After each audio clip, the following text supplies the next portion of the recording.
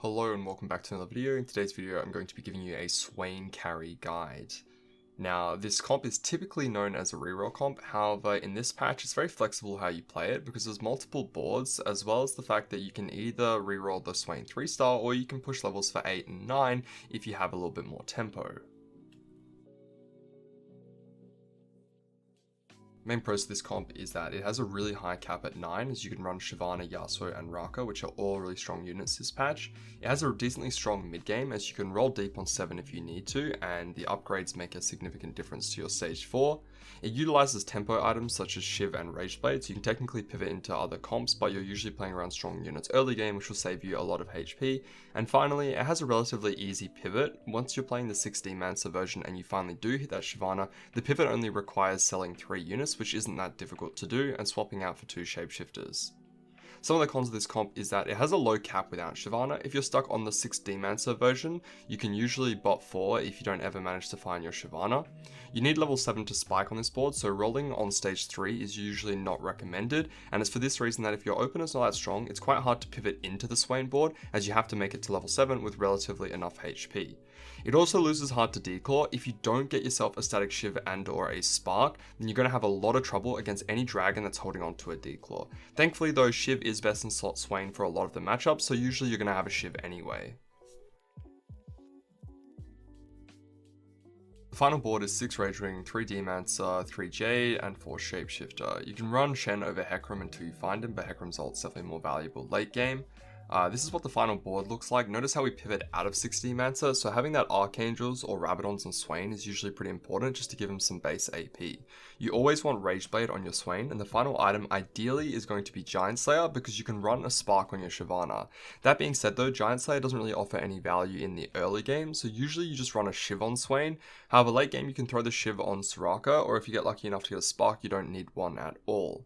Now this board does cap the highest with Soraka and Yasuo, however, before you get to level 9, you can only fit one of the two, so instead it's actually just going to be Ashe, because then you get Jade as well as 3 Demancer.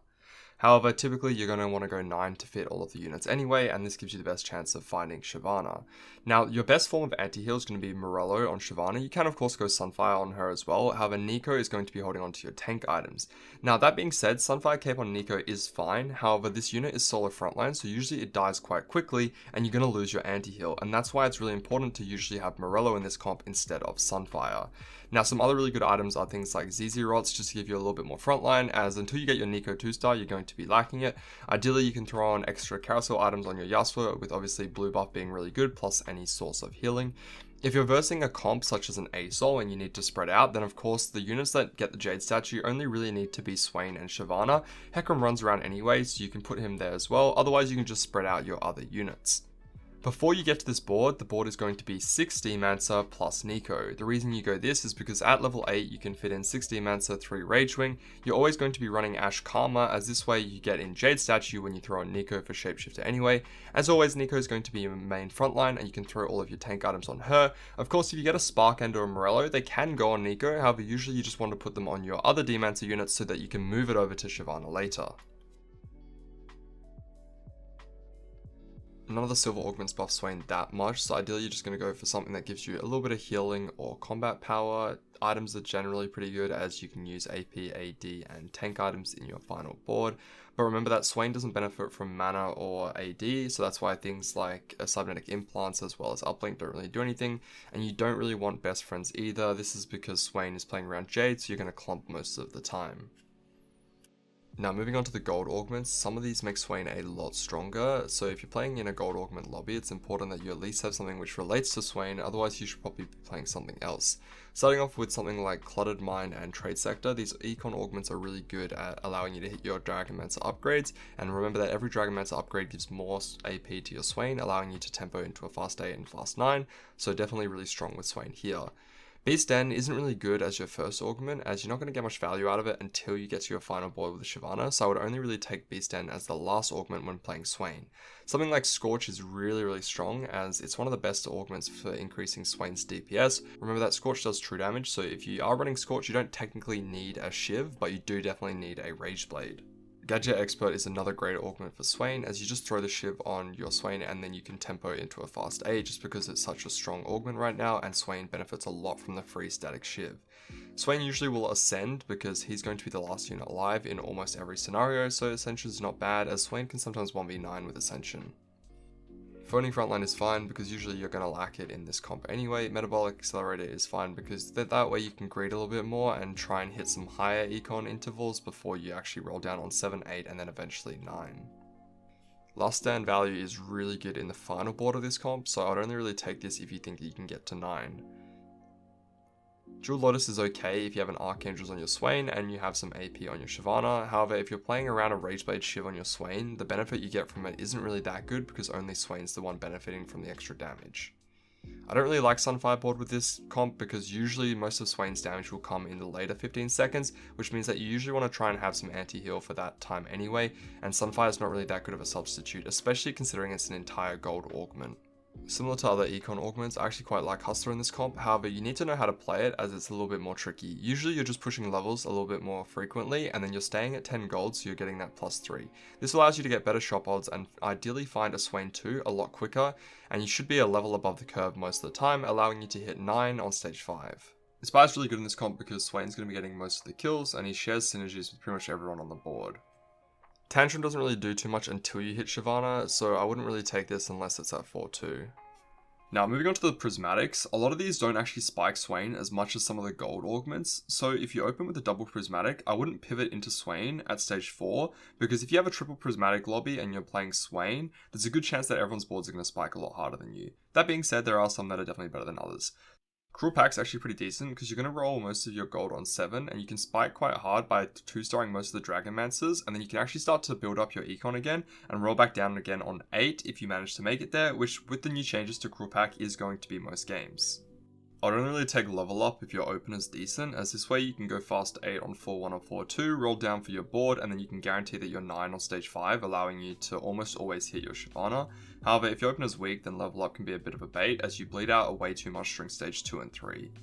The egg's actually not too bad if you already sent it on stage 4-1, as this way you've already hit most of your board rolling deep at 7, and if the lobby is weak, then you can actually win a few rounds on stage 4, go 8 on 5-1, and then have a decent spot.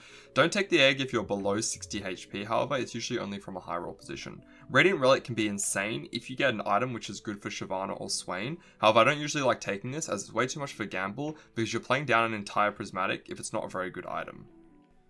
Wise Spending is pretty good with this comp, as similar to with Trade Sector, the benefits of upgrading all your Dragonmancers make you a lot more stable throughout the mid game, and you pretty much want to roll at all stages throughout the game, as you're looking for Swain 3, and so it doesn't matter if you're level 6, 7 or 8, you still have decent odds of finding him.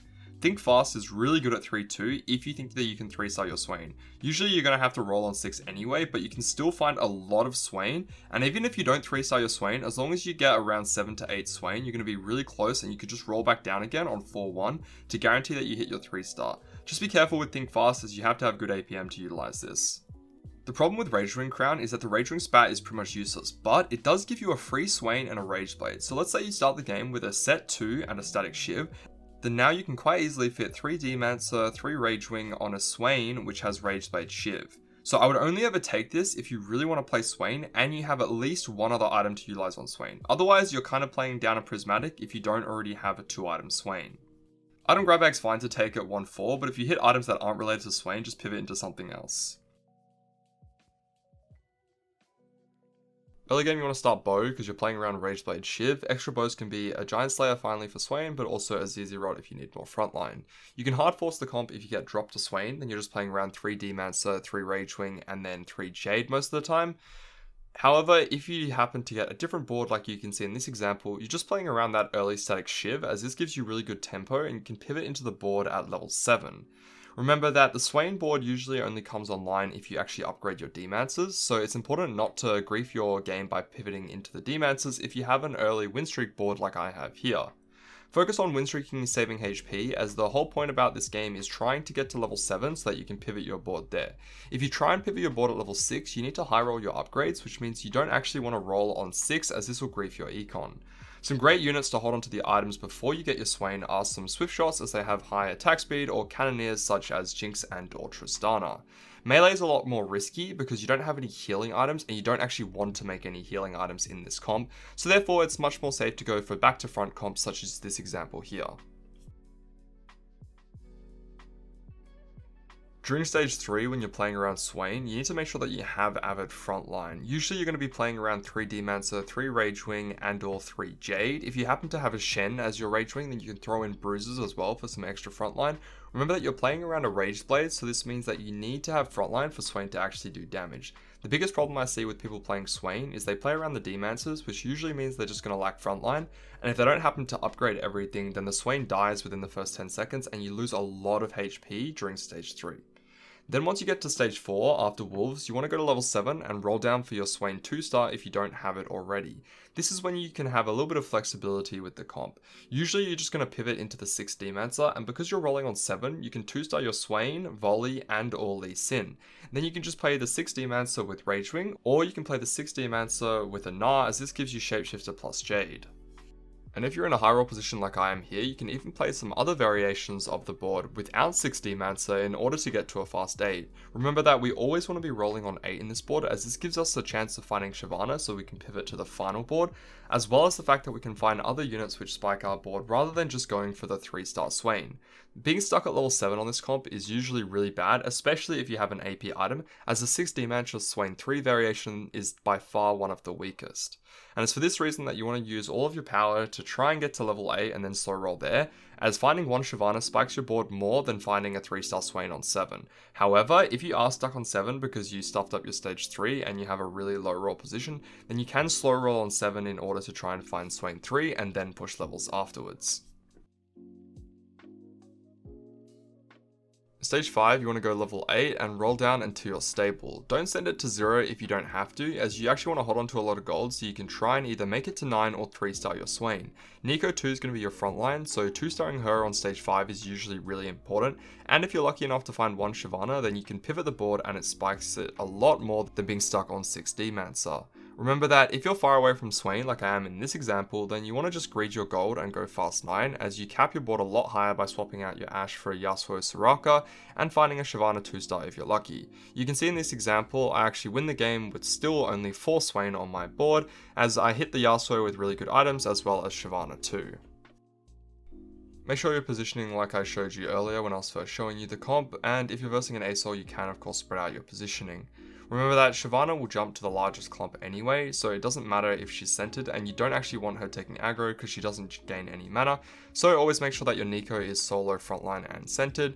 The only time that you would ever want to dual frontline and not have Nico as a solo frontline is if she's holding onto items and she's not yet 2-starred, as otherwise, for example, a Sunfire Cape might not get much value if she's dying in the first 2 seconds. And that is the end of the video. I hope you guys did enjoy learning about how to play Swain carry. If you have any more questions, feel free to leave them down in the comments below.